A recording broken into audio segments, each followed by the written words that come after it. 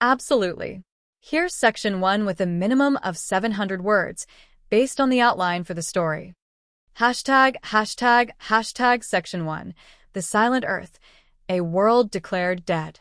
The stars shimmered coldly above Earth, untouched and ancient. From high orbit, a massive Tlur Dominion reconnaissance vessel floated silently, its black hull absorbing sunlight like a shadow etched into space. The crew inside, tall, slender beings with elongated limbs and pale violet skin, moved methodically through their tasks. For them, this mission wasn't exciting. It was a cleanup operation, a historical errand. Humanity, the once noisy species of Earth, was gone. Their planet was a quiet grave. Final planetary sweep completed, reported Commander Vsa, his voice dry and static-like. No electromagnetic signals. No thermal signatures beyond residual geothermal activity. Species extinct. The Tlur Dominion had long suspected Earth was lost. Nearly 70 of their cycles ago, roughly equivalent to Earth decades, humanity's transmissions ceased. No radio waves, no satellite pings, no digital signals. It was as if the entire species had collectively gone silent overnight. A few long-range probes sent in the aftermath found evidence of large-scale climate disasters, wars, and biocollapse. Cities abandoned. Infrastructure crumbled. Populations vanished. The theory among the Dominion was simple. Humans had destroyed themselves. They burned their candle at both ends, muttered one Tlur historian during the ship's approach. A predictable outcome. To the Dominion, Earth had become little more than a historical footnote. Another example of pre-fold civilizations succumbing to internal failure. Yet the planet still held value. Its biosphere remained partially intact, its minerals untouched since human collapse. So, the mission was assigned: scan, catalog, and prepare the surface for gradual terraformation. Landing parties were deployed across what were once major human cities: New York, London, Shanghai. The survey drones flew low, brushing past skyscrapers strangled by ivy and moss. Nature had reclaimed much of what humanity once built. Trees grew through broken roads, vines wrapped around rusted vehicles, and animals, descendants of zoo escapees and domesticated pets, roamed freely. In the ruins of what was once Times Square, a team of Tlur biologists walked through silence, the air thick with the scent of damp concrete and wildflower pollen. Broken neon signs blinked dead. A massive billboard advertising something called Quantum Cola hung loosely from a rusted scaffold, its smiling human face faded by time. Primitive species had an odd obsession with imagery, noted a junior scientist. "There are no life signs here," replied another, scanning the surroundings. "No heat signatures. Not even rodents. It's as if life fled the moment humans did." But not all was as it seemed. In the former Russian capital, near the ruins of Moscow, a scout drone reported something strange: a fresh trail of disturbed soil, too even, too precise. The sensor flagged it as possibly artificial. The team dismissed it. A quirk of shifting Earth, they assumed. Further west, near what was once Tokyo, a Tlur xenobotanist noticed a heat bloom inside an underground tunnel that wasn't on any of the old human blueprints. Again, it was logged and brushed off. The Dominion had grown complacent, believing Earth was tamed. Over the next few days, reports of disappearing drones and temporary signal jamming increased. Commander Vsa ordered temporary uplink recalibration, attributing the interference to atmospheric decay or residual human tech decay. After all, it couldn't possibly be intentional. That changed when a team in southern Africa entered the ruins of Johannesburg and never returned. The final transmission from the team was short. Static marred the video feed as two researchers entered what appeared to be a collapsed museum. Then came the voice of the lead xenologist. "Commander, we're detecting power signatures artificial. Cold fusion grade. This shouldn't be possible unless, wait. Something's."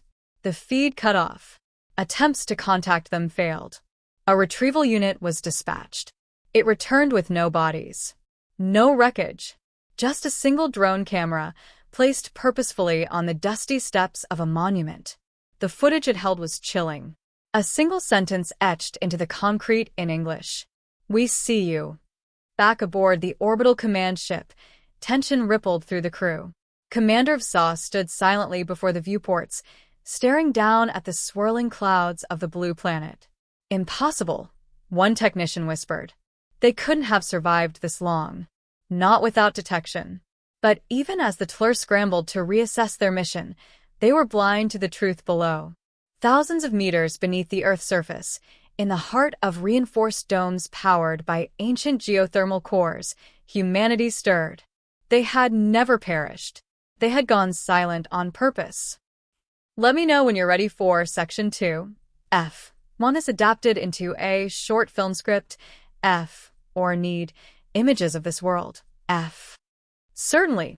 Here's Section 2 of your story, with a minimum of 700 words, continuing from the previous part. Hashtag Section 2. Underground Rebirth. Humanity's Secret Return. Deep beneath the crust of the Earth, hidden from satellites, sensors, and alien eyes, the truth of humanity's survival pulsed like a heartbeat in the stone. Buried within vast, reinforced chambers carved under mountains and ocean floors, entire cities thrived, silent, concealed, and watching. It began with Obsidian Protocol, humanity's final unified act before vanishing from the surface. Triggered during the height of the global collapse, the protocol was born out of desperation and strategic brilliance. Leaders from every nation, once fractured by rivalry, recognized that conventional survival was no longer possible. The climate was unraveling, superstorms ravaged continents, bioengineered plagues spiraled out of control, and orbital debris made space inaccessible. But most of all, the presence of something watching Earth from afar began to surface in captured anomalous transmissions, alien frequencies. Someone had been listening.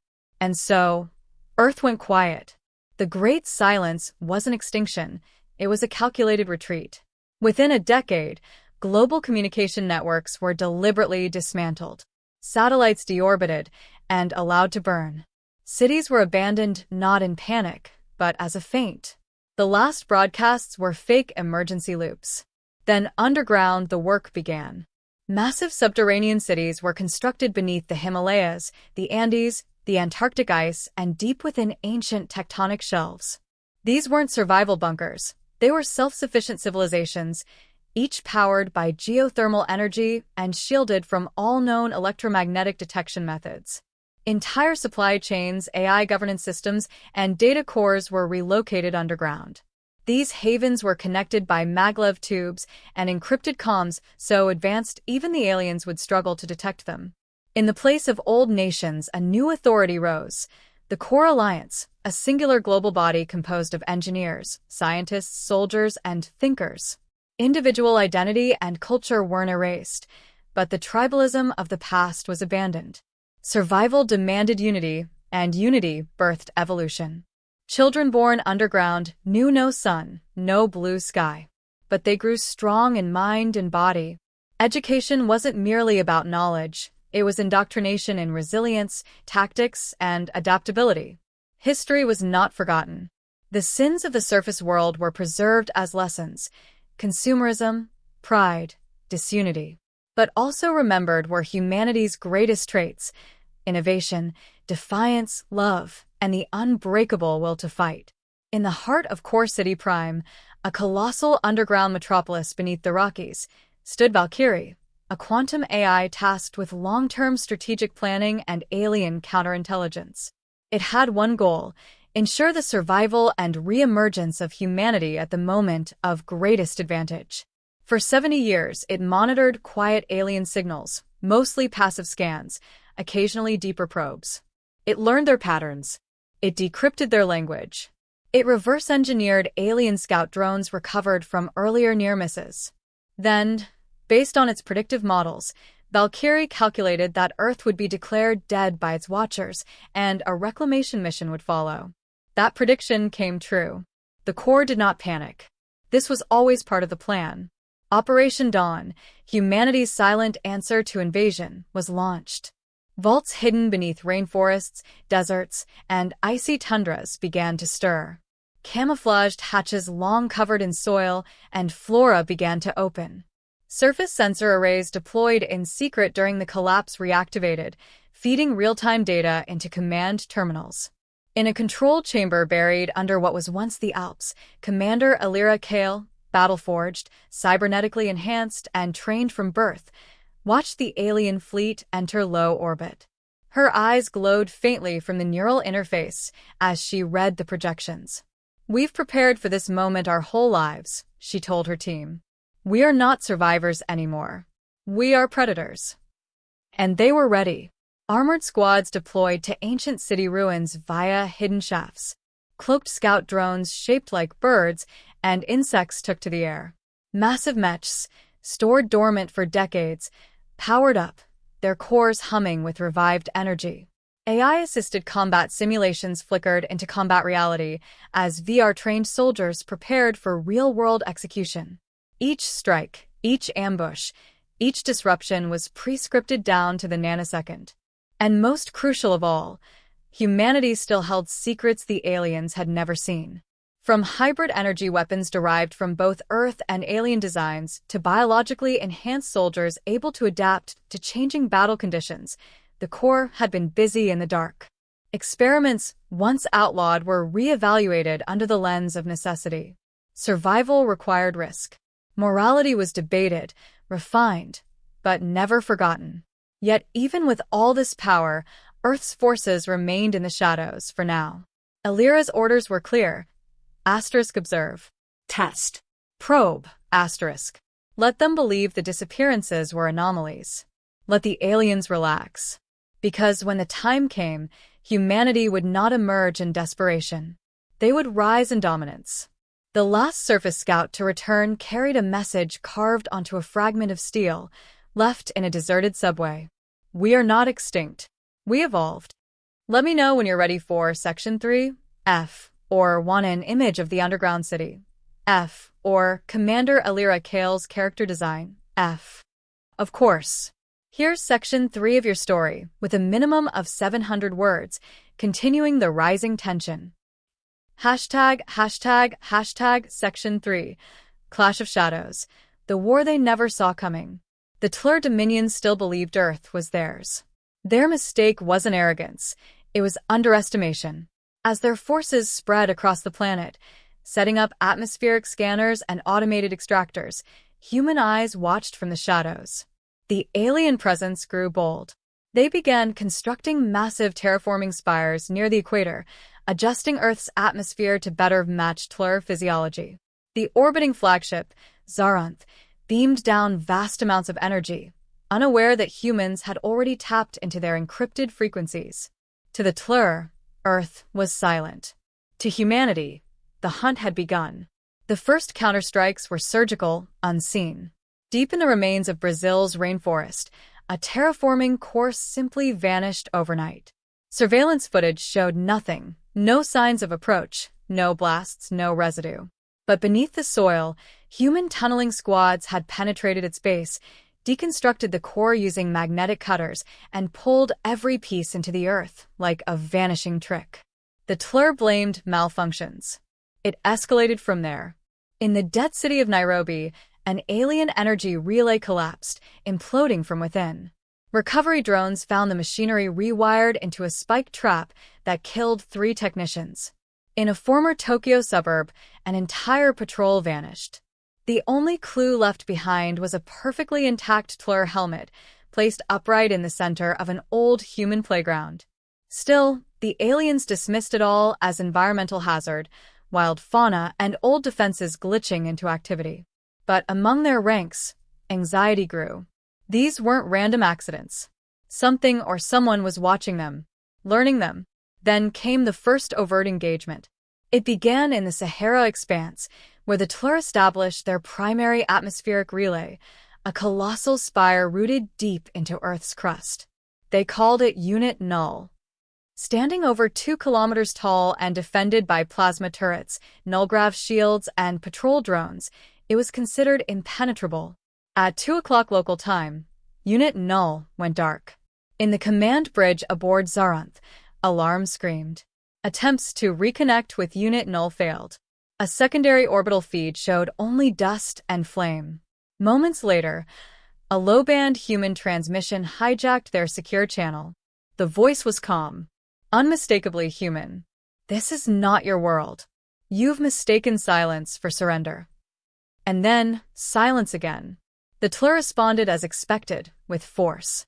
Ships were redeployed. Surface squads doubled. Orders were issued to scour ruins, penetrate underground caverns, and flush out the ghosts. But humanity had prepared for this very moment for 70 years. Hidden tunnels crisscrossed the planet, connecting every major engagement zone. Human operatives, enhanced, trained in neurocombat and guided by battlefield AI, struck from the Earth like shadows, disappearing before counterattacks could land. Each team was built for efficiency. Each kill had purpose. The Tlur never even saw their attackers. The battlefield became psychological. The aliens, and used to drawn-out asymmetric warfare, began to break down. Supply lines were sabotaged. Sleep cycles disrupted by strange sound pulses. Their own drones were hacked and made to display ghostly images, laughing children, burning cities, and blinking text in Tlur script. "You're not alone." Panic spread. Tlur Command began executing civilian-class AI for suspected data leaks. Entire research facilities were abandoned out of fear of human infiltration. Soldiers fired into shadows. They scanned everything twice, spoke in hushed tones, and began to lose faith in their tech. But the final blow came at Olympus Crater. The aliens had turned the ancient Martian impact site, now a Highland base on Earth, into their southern hemisphere control node. It was heavily fortified and held the Dominion's ground command center. Tlur generals believed it to be untouchable. That belief died with the sunrise. At 5:43, all communications from Olympus ceased. 20 minutes later, the skies above the crater burned. Human war mechs, colossal machines forged from Earth's last rare alloys, rose from hidden mountain bunkers. Each moved with machine precision, firing ion bursts that tore through alien walkers like paper. Air support followed. Sleek human stealth bombers, long hidden in cryo-vaults, screamed across the sky. They deployed electromagnetic disruption nets that neutralized Tlur shielding. Then came the soldiers. Clad in modular exosuits, human assault units dropped from low-orbit slingshots, descending like comets into the heart of the crater. Their neural links synchronized movement. Their weapons adapted in real time. Against this fury, the Tlur barely lasted 6 hours. By noon, Olympus Crater had fallen. Commander Alira Kale herself stood atop the shattered husk of the alien command module. Her armor, scorched and dusted in ash, bore the emblem of the Corps, a phoenix rising from the earth. Beside her, captured Tlur soldiers were bound, staring in disbelief at the humans they'd thought extinct. Her voice, transmitted to every orbiting Tlur ship and Dominion broadcast. "We didn't disappear. We prepared. You should have left us buried." Let me know when you're ready for Section 4, F, or want a visual of the Battle of Olympus Crater, F, or Tlur ship designs, F. Absolutely. Here's Section 4 of your story, with a minimum of 700 words, concluding the arc. #### Section 4, Ascension, the beginning of something greater. The war for Earth did not end with a final battle. It ended with a realization, one that echoed across space and into the depths of the Tlur Dominion's hive consciousness. Humanity had never died. It had become something else. ****. In the wake of the fall of Olympus Crater, the alien forces retreated in chaos. Their command lines broken, their ships damaged, and their confidence shattered, they attempted one last orbital strike against the human-held zones. But the attempt failed. Human cyber warfare teams had already cracked their targeting systems. From hidden mountaintop relay towers, Core Alliance operators hijacked Tlur command protocols. Orbital platforms meant to rain fire on Earth were turned against their own carriers.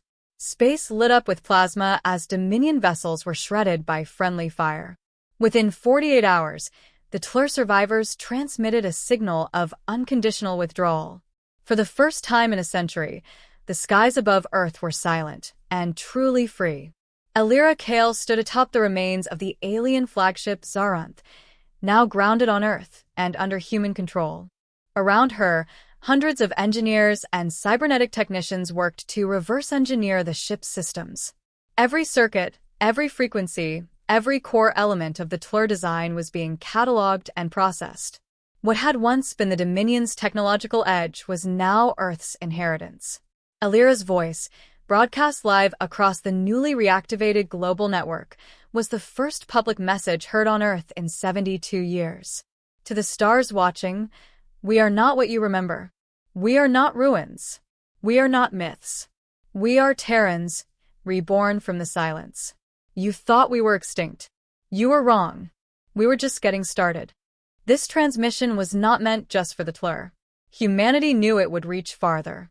The galaxy was vast, and Earth had been watched before. The silence was over, and the galaxy needed to know that humanity had become something far more dangerous than anyone ever expected, an intelligent species that had experienced extinction without dying. Humanity began rebuilding, not in the old ways, but as something unified, disciplined, and evolved. The Core Alliance transitioned into the Terran Ascendancy, a global government not built on territory, but capability. Its motto echoed on every new building, every transmission, and every war memorial: unity through adversity, strength through silence. Surface cities were reborn, not as concrete jungles, but as hybrid eco-urban sanctuaries. Towering biocities spiraled with green infrastructure and AI-regulated climate bubbles. Floating solar platforms ringed the equator. Clean energy flowed through the ground like rivers. What was once science fiction became foundation. But not all of Earth was reconstructed. Some cities, like old Los Angeles and Shanghai, were left in ruins as memorials. Places of learning where the new generations would come and study the price of arrogance, disunity, and blind progress. The Tlur, in turn, were not eradicated. Terran policy forbade genocide, no matter the cost of the war. The remaining soldiers were given two choices: repatriation or assimilation. Surprisingly, some chose the latter. For the first time in known Tlur history, defectors began learning human language, philosophy, and even humor. They did not understand how Earth had survived. But more than that, they feared how Earth had changed. And that fear spread. The Tlur withdrawal signaled a galactic ripple. Other species, some long aware of Earth's demise, suddenly received data packets, images, and broadcasts from the extinct race. Aliens, once indifferent, now recalibrated their threat assessments. Humanity had gone from a Type 0 civilization to something altogether unpredictable, a civilization forged in the crucible of silence, with the patience to hide, the discipline to evolve, and the fury to fight only when it mattered. The first Terran long-range cruiser, TSV Horizon, launched within a year. Its hull combined human alloy with Tlur shielding. Its engine was hybridized with stolen Dominion warp coils. On board were diplomats, scientists, and weapons specialists. They weren't looking to conquer. They were looking to learn. Observe. Prepare. Asterisk. The message from the Ascendancy was clear. Asterisk. We do not seek war. But if war finds us again, we will not hide. Asterisk. Elira Kale, now Grand Marshal of the Ascendancy, stood aboard Horizon as it prepared for its first jump beyond the solar system. She looked back at Earth through the viewport. A pale-blued, reborn. "Are we ready?" her second-in-command asked. Elira smiled, faint and cold. "No." But we weren't ready the last time either. And look what we became. Lights flared. The stars bent. Humanity, once thought extinct, vanished into faster-than-light travel, not as a warning to the galaxy, but as its next chapter. Let me know if you want the story adapted into a full novella, F, turned into a script for animation or a short film, F, or if you'd like, a map of post-war Earth or a star chart of the galaxy, F.